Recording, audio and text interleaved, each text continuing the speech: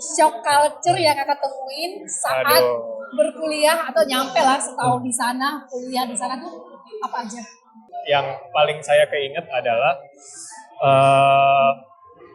nomor satu itu toko-toko bukan yang lain. Saya kebetulan di kota yang bukan metropolitan, kota kalau di sini ya kayak Jogja lah, kota mahasiswa. Oke.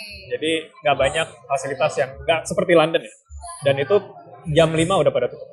Setiap daerah dia ada idiomnya yang sering dipakai ya. Kebetulan yang waktu itu yang saya dengar teman saya perempuan. I wanna powder my nose. Wanna Powder my nose. membedaki. Membedaki hidung. Kira-kira kalau diterjemahin itu kira-kira dia mau ngapain?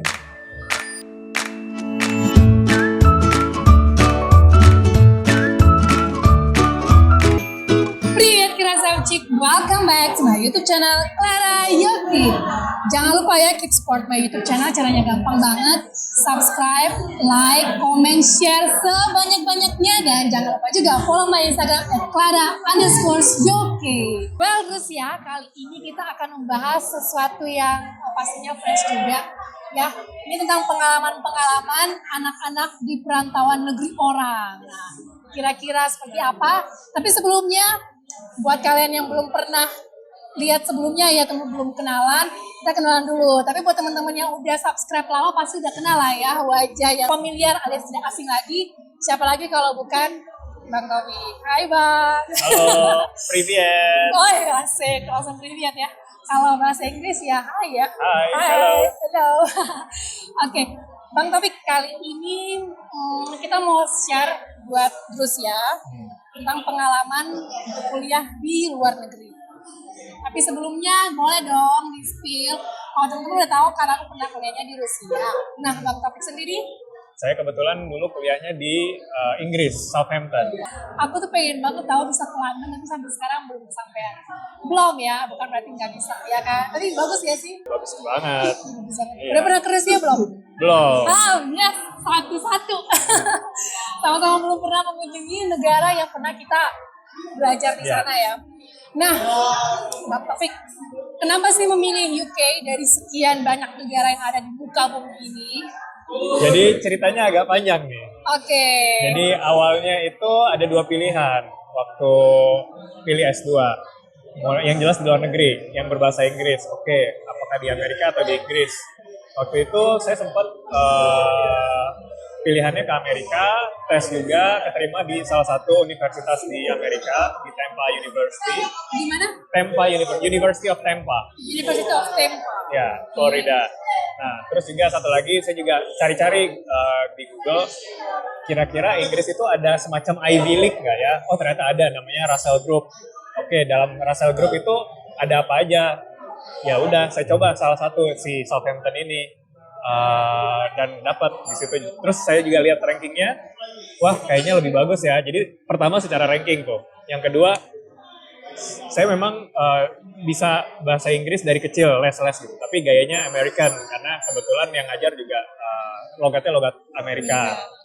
Terus kalau di Inggris kayaknya keren ya, bisa belajar logat baru gitu. Logat British kan agak-agak gimana, seksi kayak kita ngomong bahasa Indonesia dengan Melayu kan, Melayu agak terdengar asing gitu. Jadi ya itulah tertarik dua itu. Itu motivasinya ya. Iya. Soalnya British. Boleh dong kita coba. Aduh. Bisa aksen sedikit. Masih inget nggak? Masih bisa nggak? Mau ngomong apa dulu? Ngomong apa?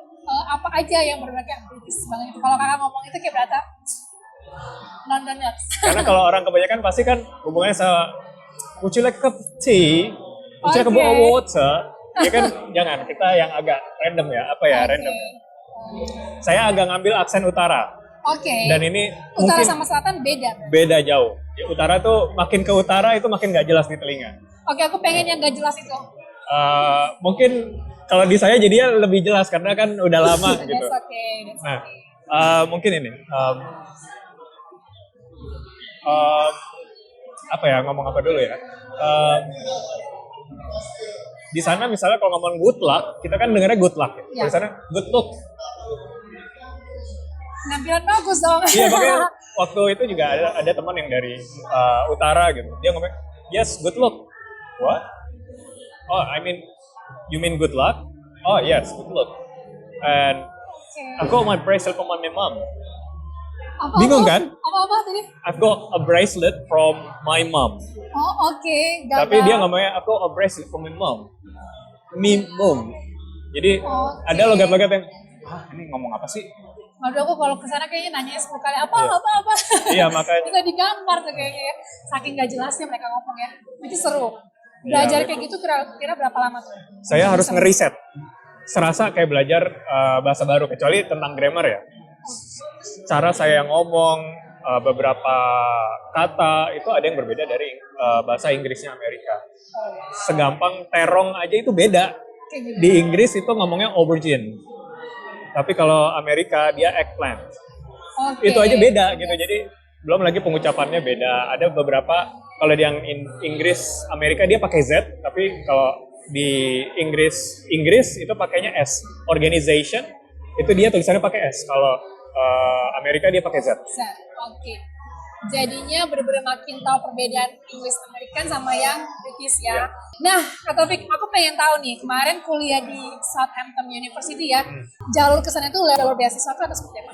Kebetulan waktu itu saya dapat beasiswa dari BI. Beasiswa BI. Iya, dari Bapak Ibu. Astaga, aku udah sempet mikir beasiswa BI apaan gitu kan, udah jenis beasiswa yang baru ya, beasiswa Bapak Ibu. Cakep. Kenapa memilih beasiswa BI itu? Karena kan zaman sekarang banyak lah ya, kayak PDP dan lain sebagainya, dan why you choose beasiswa BI? Jadi alasan pertama itu adalah waktu.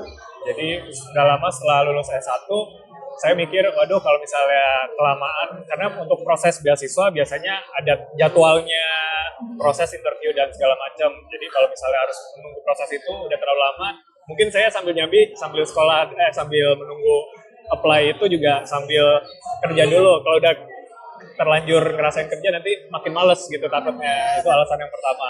Yang kedua adalah beasiswa itu kan seharusnya untuk orang-orang yang belum mampu atau yang tidak Lebih mampu, membutuhkan lebih ya. membutuhkan. Jadi memberi kesempatan dengan kuota itu kayak saya pede aja bakal lulus. Tapi kan kalau misalnya saya lulus, istilahnya saya Menutup ya. menutup satu kuota untuk orang yang seharusnya bisa dibantukan oleh beasiswa tersebut. Bayangin aja kalau banyak orang yang merasa dirinya bisa gitu kan, bayar sendiri, memikirkan atau punya mindset kayak gini, wah itu kayaknya lebih setara, lebih sama ya kan, bisa lebih merata. Sorry. Tapi kebetulan saya juga beruntung gitu kan, tidak semua orang bisa membiayai Ngambil diri. ya, jalur BI itu kan. Iya, Nah, jalur. maksud aku kalau seandainya orang-orang yang secara finansial itu bisa lewat jalur BI itu kan lebih merata dong, yang disiapkan untuk orang-orang yang lebih butuh, ya nggak sih Iya, ya? harusnya. Karena nggak banyak kan, aku sendiri udah punya teman, beberapa teman pun mereka menurut aku masih bisa lewat jalur BI tapi memilih untuk yang ngambil yang disiapkan gitu. Nah, pengen tahu juga dong Kak, walaupun jalur BI sekalipun, tapi kan namanya perjuangan tetap ada dong, ya kan? Dari tadi riset kampus, mungkin persiapan-persiapan lain. Kalau aku pernah sharing, persiapan aku tuh ya lumayan lah, misalkan nyiapin dokumen, terus nanti nggak ada les bahasa Rusia sih, tapi di sananya tuh masih harus merelakan 1 tahun pertama Penyetaraan. penyetaraan terakhir. Oh. Preparation ke putih. Setahun di sana. Nah, kira-kira kalau kakak sendiri gimana sih kesananya, effortnya seperti apa? Jadi effort yang paling banyak adalah dokumen. Cuma itu menurut saya pribadi, nyiapin dokumen apa dan segala macam, legalisasi. Dan di sana ada program untuk kebetulan kampus untuk orang yang IELTS-nya kan pakai IELTS, ada TOEFL, ada IELTS. Kebetulan kalau di Inggris lebih pakai IELTS. Meskipun TOEFL juga ada untuk beberapa kampus. Pada saat IELTS batas tertentu itu tidak ada penyetaraan lagi. Jadi langsung anggapannya sudah fasih berbahasa Inggris. Kalau untuk yang IELTS di bawah nilai itu biasanya dia harus beberapa bulan, tergantung nilainya. Ada yang 1 tahun, ada yang 6 bulan, ada yang langsung gitu, tergantung nilainya. Kebetulan saya waktu itu yang langsung. Tapi kalau di yang University of Southampton itu ada nggak sih yang memang jalur beasiswa kayak disiapkan dari kampus mungkin atau dari pemerintah UK-nya, ada nggak sih? Kalau dari kampusnya ada. Jadi kalau misalnya nilai kita IPK-nya sekian gitu, untuk klarifikasi Inggris itu agak beda. Kalau di Indonesia kan 4 ya GPA-nya. Tapi kalau misalnya di UK itu agak beda penilaian. Berarti setelah di-convert itu nilainya bagus, dia akan dapat diskon. Oke, dapat diskon loh, dapat cashback nggak kira-kira? Bisa dibilang cashback. Cashback ya, oke baiklah. Berarti kuliah ke sana tahun 2015 kalau nggak salah. 2015, selesainya 2016, cuma setahun. Programnya cepet. Dan itu Kayak- alasan juga kenapa saya milih di Inggris, karena kebanyakan yang di Inggris programnya cuma setahun, cepet. Kalau misalnya di tempat lain, ada yang kebanyakan 2 tahun. Iya kak, punya makanya kayak 1 tahun lah cepet banget ya. Itu kayak antara happy dan sedih juga nggak sih? Iya. Karena kayak happy-nya finally kuliah di luar negeri kan, tapi kayak sedihnya udah lumayan bonding harus misah. Iya. Kayak sedih juga. Nah pengen tahu nih kak, sebelum ke UK itu pasti dong udah sering banget kan keluar negeri ya kan? Beda sama aku, first time in my life gitu loh. Tapi aku pengen tahu aja, UK itu sebelum kakak kuliah di sana, kunjungan ke berapa kali gitu loh? Apakah first time atau udah pernah sebelumnya ke London? Jadi kebetulan untuk ke Inggris itu kunjungan kedua pada saat kuliah. Waktu kunjungan pertama itu mungkin saat saya libur SMP, kebetulan orang tua saya kenal dubes di sana. Terus cobalah stay untuk waktu liburan gitu, spend waktu seminggu aja gitu, untuk tahu London tuh seperti apa sih. Gitu. Oke. Tapi beda Beda. experience pada saat menjadi turis sama orang yang tinggal di situ beda. Apalagi uni Iya. life kan, university life. Iya. Nah aku pengen tahu kira-kira shock culture yang kakak temuin saat Aduh. berkuliah atau nyampe lah setahun di sana, kuliah di sana tuh apa aja? Ini kalau di list banyak banget nih, saya mungkin Wow. harus nyontek dulu nih kalau ngeliat HP gitu. Jadi salah satu yang paling saya keinget adalah nomor 1 itu toko-toko bukan yang London. Saya kebetulan di kota yang bukan metropolitan, kota kalau di sini kayak Jogja lah, kota mahasiswa. Oke. Jadi nggak banyak fasilitas yang nggak seperti London ya. Dan itu jam 5 udah pada tutup. Terus kalau pulang kampusnya udah jam 4, misalkan 4:30 menit selesai itu harus, Ya udah nggak sempet lagi. aduh nggak ada ini ya, apa namanya, online delivery gitu-gitu. Belum, Online zaman shop. itu juga belum. Ada Belum. sih delivery, cuma ya Batasnya nggak. juga jam. Jangan samakan dengan yang Iya sih. online di Indonesia itu udah lebih canggih, jauh lebih canggih. Kalau di sini kan kita mau pesen makanan kalau ada minimum order kayak cuma berapa puluh ribu doang kan, terus Iya. jatuhnya udah free atau cuma 5 ribuan. Kalau di Rusia nih kayak kita pesen pizza aja tuh kayak bisa jadi ongkos kirim itu lebih mahal daripada pizzanya. Aduh, sakit hati itu. Makanya nggak di UK sama nggak sih? Kita ada, tapi nggak sampai ongkos kirimnya lebih mahal dari Atau kalau itu nggak sih. hampir setara kan kayak Iya. 2 ribu lumayan loh. Nggak juga ya. Tapi Berarti- cuma dibatasin untuk delivery order minimal pemesanan sekian pound sterling. Oke, Ya, ini biasanya nggak segitu. bisa yang foya-foya banget juga ya, kayak pesen banyak itu nggak bisa juga ya. Waduh, oke itu top yang pertama shock culture-nya itu kayak toko cuma sampai jam 5. Sementara di Indonesia itu, hello, ya kan? Shock culture berikutnya. Itu yang kedua tadi mungkin udah disinggung, itu ada beberapa istilah yang saya pun harus belajar lagi. Kayak misalnya Oke. yang tadi mungkin saya tambahan gitu. Kayak misalnya kita kalau orang luar ngomong pound sterling kan how many pounds is it gitu. Dan mereka ada bahasa slangnya terlalu banyak gitu kan. Jadi mereka ngomong pound sterling itu quid. Queen. Quid. Q U I D. Quid. Quid. Ya, 10 quid itu 10 pound sterling.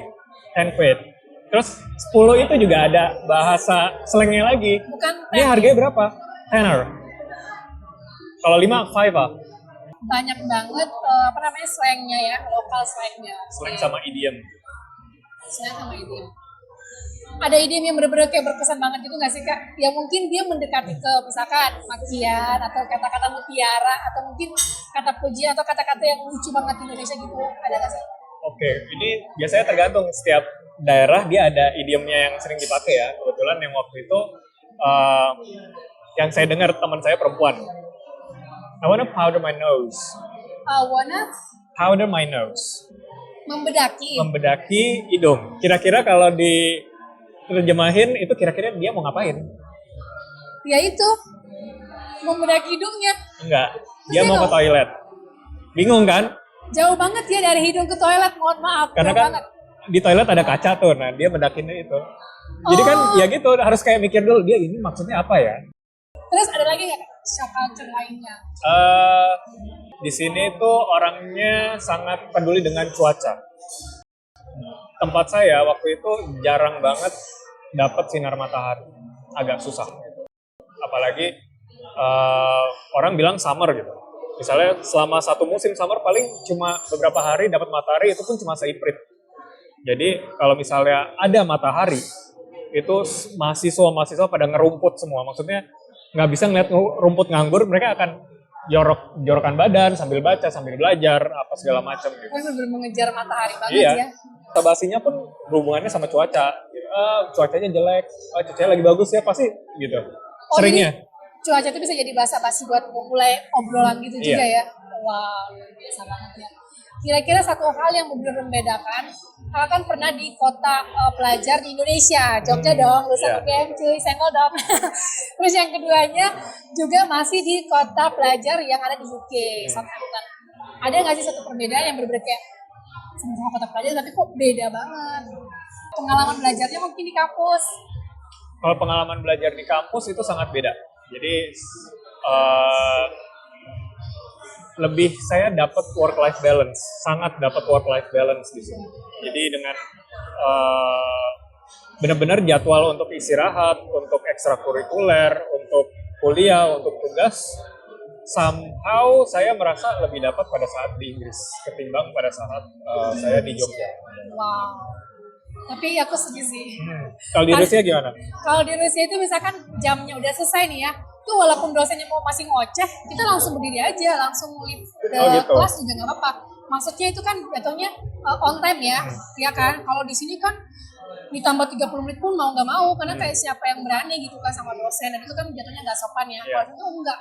Jadi buat kita tuh menurut aku ya balance aja, kita bisa pakai waktu yang seharusnya itu buat yang lain. Dan Iya. sebagainya. Tuh. Di situ-situ kalau emang benar-benar libur, itu ya lebih adil aja sih menurut. Sama kalau kedokteran kan kebanyakan temannya senioritas, sementara kalau di sana itu enggak juga. Oh, Iya. enak dong. Iya Kak, makanya Jadi nggak ada fokus senior. sama kerjaan, Bener, kita penelitian. nggak harus ya kayak ngikutin di luar jam kampus, ngikutin kemauan sini tuh enggak. Makanya kan kita bisa happy juga lah ya, nggak yang stres banget. Kayak itu yang membedakan antara Indonesia sama luar kebanyakan deh. Nggak cuma Iya, di Inggris doang, tapi kayak banyak yang negara barat Ya, versus timur mungkin kayak. ya, mungkin kali ya. Nah Kak, mungkin satu kalimat ya atau satu pernyataan lah dari kakak ini buat Rusia yang nonton tentunya, kayak kenapa kita harus kuliah di Southampton. Kalau aku kan selalu ada why choose Southampton gitu kan. Kalau kakak ajakan buat teman-teman kenapa harus kuliah di Southampton ataukah sebaliknya jangan gitu. Oke.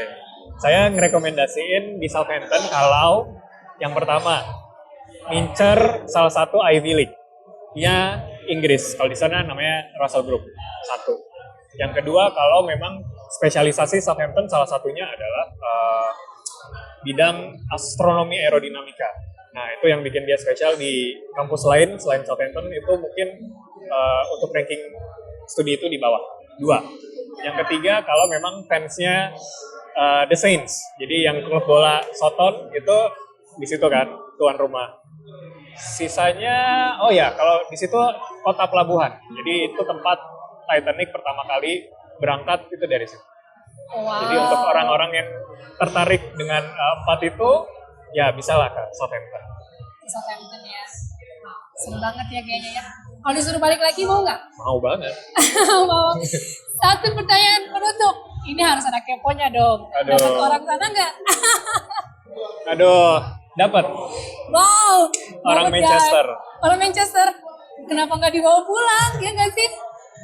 Ya susah lah, kan terkait sama Culture. bukan culture kita udah cuma lebih ke sepertinya saya agak tidak ingin tinggal di sana, dia juga tidak ingin tinggal di Indonesia, jadi ya pisahnya baik-baik, tapi tetap masih kontak lah. Aduh sayang banget ya. Dan pasti alasan keduanya karena peri cintaku, benar? Aduh, Gak apa-apa, pokoknya kita doain yang terbaik buat Kak Taufik ya untuk masalah yang satu itu ya kan. Yang pastinya untuk motivasinya dan sharing pengalamannya tentang perkuliahan di Southampton bisa jadi acuan buat teman-teman. Siapa tahu nih setelah nonton ini ada yang mengikuti jejak Kak Taufik kita ya kan. Atau kalau merasa dirinya sama dalam hal finansial mungkin bisa dicontoh juga tuh jalur BI-nya. Bener nggak Kak? Iya. Bener Jadi ya? kalau ditanya orang, ya jangan mau kalah sama yang beasiswa BI aja jawabannya. Asik, ini sama-sama beasiswa coy. Oke, satu mungkin kata moto gitu sih Kak. Maksudnya kayak satu kalimat atau quote atau mungkin moto yang benar-benar kayak memotivasi Kakak banget ya kan selama berkuliah di sana. Karena aku tahu jatuh bangunnya kuliah di luar negeri itu seperti apa kan. Kayak dilihatnya enak tapi sebenarnya nggak seindah postingan Instagram juga kan. Satu quote. When you're in Rome, do like Romans do. Jadi kita itu tamu, hormatin culture mereka, ikutin aja. Jadi jangan karena kita berasal dari tempat lain, terus tiba-tiba kita maksain mereka harus menurutin kita, kan kita yang tamu. Wih, keren banget ya. Keren banget ya, harus diingat pokoknya dimanapun kita berada. Itu kayak apa namanya, pepatah zaman dulu nggak sih Kak? Iya, betul. Dimana kaki berpijak. Di situ langit dijunjung. Nah, cakep tuh. Oke, thank you so much Kak Taufik Ya, untuk terima sesi kasih. kali ini. Semoga kita bisa berjumpa Pak Taufik lagi ya untuk pembahasan yang lebih seru berikutnya, dan I'll see you on the next video. Jangan lupa keep support my YouTube channel. Caranya gampang, subscribe, follow, like, comment, share sebanyak-banyaknya, dan jangan lupa juga follow my Instagram @yoki dan Instagramnya Bang Taufik. Bang Taufik BM. Asyik. Bye bye. Dah.